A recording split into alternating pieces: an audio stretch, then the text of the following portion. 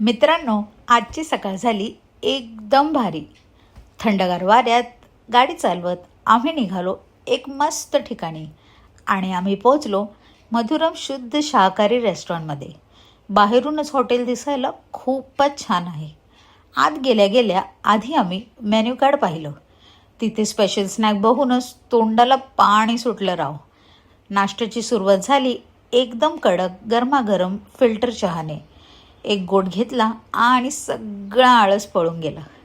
शेवटी आलं आमचं मुख्य आकर्षण, गरम गरम उत्तप्पा आणि मऊशार लोणी डोसा, सोबत बटाट्याची भाजी आणि चटणी.